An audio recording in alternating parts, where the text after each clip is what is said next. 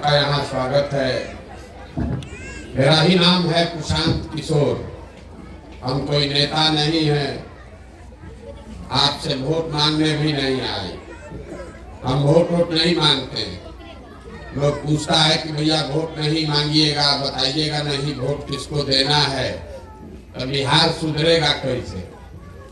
हम वोट क्यों नहीं मांगते? वोट मांगने वाला आदमी तो हर 1-2 वर्ष पर आपके यहाँ आता ही है। जो आता है वो कहता है हमको वोट दे दीजिए, हम आएंगे आपका सब काम कर देंगे। यही सुन सुन के आप पिछला 40-50 वर्ष से वोट दे रहे हैं। पहले कांग्रेस को जिताए, फिर 15 वर्ष लालू जी को राजा बनाए।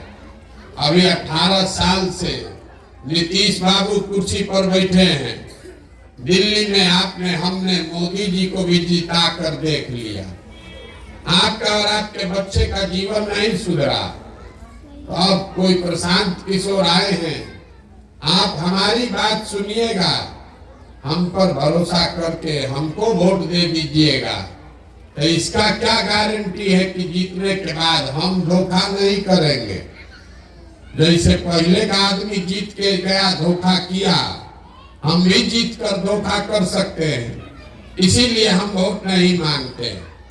अभी 15 मिनट में आपको एक रास्ता बताएंगे। अगर आपको समझ में आ जाए तो वोट जिसको देना है दीजिए, लेकिन जो रास्ते से बताएंगे वो रास्ता से दीजिएगा। तो आपके बच्चों के लिए पढ़ाई और रोजगार, ये 2 चीज निश्चित तौर पर हो जाएगा। आप बात को सुनिए, समझिए, ठीक लगे तो अपनाइए, और न ठीक लगे तो जैसे जिंदगी चल रहा है वैसे चलाइए। रास्ता बताने के लिए हम भाषण नहीं देंगे। अभी 15 मिनट में 4 सवाल पूछेंगे। हर आदमी को उस सवाल का जवाब देना है। हाँ या ना बोलना है हाथ उठा के। ठंडा बहुत है लेकिन हाथ निकालिए साल से। हाथ उठाकर हाँ चाहे ना बोलना है। बोलिएगा तो बुझाएगा और न बोलिएगा तो नहीं बुझाएगा। अभी राउत साहब बता रहे थे कि पढ़ाई बहुत जरूरी है, शिक्षा होना चाहिए। इसी से शुरू करते हैं। सब आदमी जितना लोग आप आए हैं, जरा सोच के बताइए, आपके गांव पंचायत में और कुछ हो या न हो, आपके बच्चों के पढ़ने के लिए अच्छी व्यवस्था होनी चाहिए कि नहीं होनी चाहिए? सबका हाथ उठाकर जोर से बोलना है। हाथ उठाइए और जोर से बोलिए, होना चाहिए कि नहीं होना चाहिए?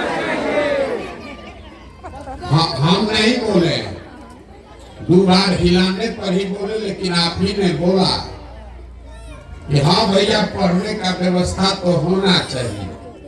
चाहे आप खुद पढ़े लिखे हैं या अनपढ़, आप अगड़े हैं या पिछड़े, आप हिंदू हैं या मुसलमान, गरीब या अमीर, सब ने कहा कि भैया पढ़ने का व्यवस्था होना चाहिए।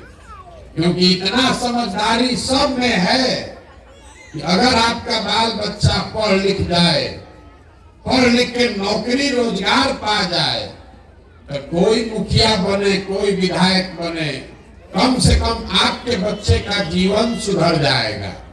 इतना बात आप सबको बुझा रहा। तो जितना आप समझदार लोग यहाँ बैठे हैं, सब आदमी जरा एक बार अपने अपने बच्चों का चेहरा याद कर लीजिए और अपने बच्चों के नाम पर एक बार ईमानदारी से बताइए, आप में से किसने जीवन में एक बार भी बच्चों के पढ़ाई के लिए वोट दिया है? देखिए गांव का दुर्दशा। एक आदमी ने भी आज तक पढ़ाई के लिए वोट नहीं दिया। अभी कितना जोर से आप बोले हैं, ए भैया पढ़ाई होना चाहिए, लेकिन आपने पढ़ाई के लिए वोट नहीं दिया। यहाँ जितना आदमी बैठा है सबको बुझा रहा है कि यहाँ एगो फैक्ट्री लग जाए तो आपके बाल बच्चों को यही रोजगार मिल जाएगा। लेकिन आपने कभी जीवन में फैक्ट्री रोजगार के लिए वोट नहीं दिया, मान लीजिए पढ़ाई रोजगार पर नहीं दिए, खेती तो सब लोग करता है।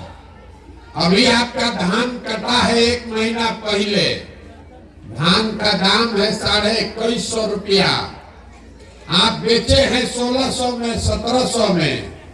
सबको बुझा रहा है कि अगर आपके धान का 2150 रुपया दाम मिलता, आपका आमदनी बढ़ जाता, लेकिन आपने कभी धान गेहूं के दाम के लिए वोट नहीं दिया। जब आप पढ़ाई के लिए, रोजी रोजगार के लिए, अपने आमदनी के लिए वोटे नहीं देते हैं तो आपको मिलेगा कैसे? अब कोई खड़ा होके कहेगा, पीछे से एक आदमी हल्ला कर रहा था, ए भैया वोट तो ठीके दिए हैं, नेता लोग कामे नहीं करता, किसको हम लोग वोट दें? इसका क्या गारंटी है कि रोजगार के लिए वोट देंगे तो रोजगार मिलेगा? बिल्कुल इसका गारंटी है। लिख के ले लीजिए, हमसे लिख के ले लीजिए, वोट चाहे जिसको दीजिए, हम आपको लिख कर देते हैं, जो रास्ता बताएंगे वैसे वोट दीजिएगा। तो वोट जिसको मन है दीजिए, रोजगार पढ़ाई अपने लिए ले लीजिए। अगर हमारी बात पर भरोसा नहीं है तो दूसरे सवाल का जवाब दीजिए, और आपके आंख के सामने अभी दिखेगा कि आपके बच्चों को रोजगार पढ़ाई कैसे मिलेगा। सब आदमी जरा सोच के बताइए, आज तक जीवन में आपने जिसको भी वोट दिया है, उन नेताओं ने